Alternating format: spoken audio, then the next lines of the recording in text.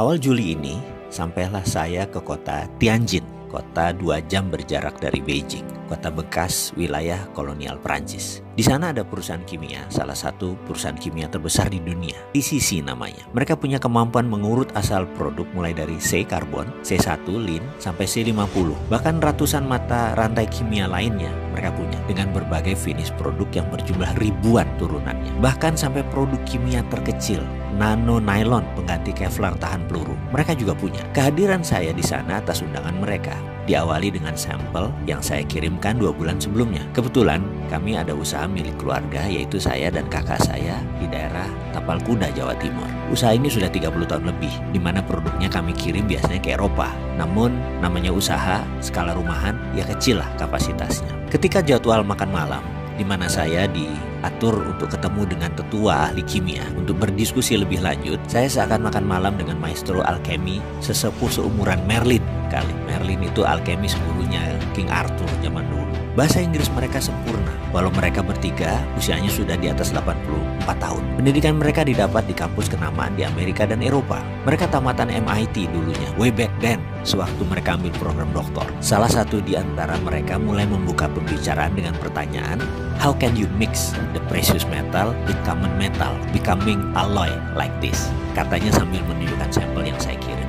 Ini alasan mereka kayaknya ingin ketemu saya dan ingin berdiskusi serius. Mereka melanjutkan, usually what common technique, what we are using, nggak bisa katanya mixing the same metal dengan precious. Yang ada adalah precious dengan precious. Jadi pertanyaan dia selanjutnya, how can you put Ne atau bagaimana kamu bisa menaruh nikel digabungkan dengan lithium atau Ni with Li together? Bisa nggak? Saya paham maksud mereka. Memang dunia metalurgi itu unik. Sedikit orang yang memahami sifat metal, bahkan bisa paham tabiat metal, hanya sedikit sekali. Berhubung ilmu ini adalah ilmu keluarga, saya bisa menerangkan sedikit-sedikit. Jadi mereka bertiga menangkap hal yang aneh dari sampel yang kami kirim. Tapi sebelum saya menjelaskan, saya ingin sudutkan informasi mereka agar tepat. Saya tanya balik, what metal do you need? I will answer, what do you need? Not what you want to know. Is it okay with you? Jadi saya akan menjawab apa yang mereka butuhkan, bukan apa yang mereka ingin tahu. Jawaban mereka singkat, Li, lithium. Itu jawabannya. Saya tanya balik, untuk apa mereka perlu lithium? Power bank katanya. Saya tanya balik, ini power bank untuk handphone, mobil? Dan dia jawab, enggak, no, this is for house, for drone and building.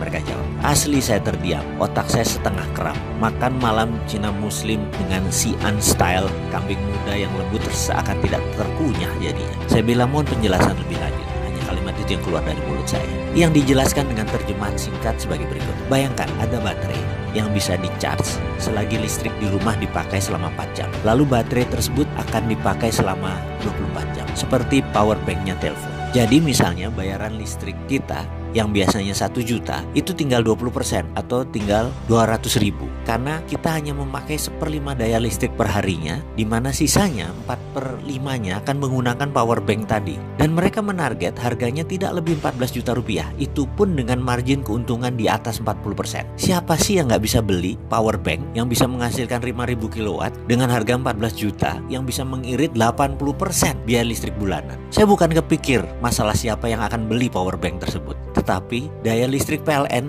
yang Indonesia saat ini lagi bangun jadi akan sia-sia karena menurunnya kebutuhan rumah tangga, karena daya listriknya tidak diperlukan lagi karena semuanya sudah bisa di-save di power bank. Penjualan listrik PLN akan terdistrap, pembangunan pembangkit listrik baru menjadi tidak urgent lagi, tidak penting lagi. Di ujung saya lagi melamun itu seorang alkemis yang cukup tua umurnya tadi, satu orang memiringkan badannya ke saya. Dan dia berkata, tahu nggak, nikel lateral itu di dunia yang paling banyak cadangannya itu ada di Indonesia. Saya mau tanya, pemerintah Indonesia tahu kan?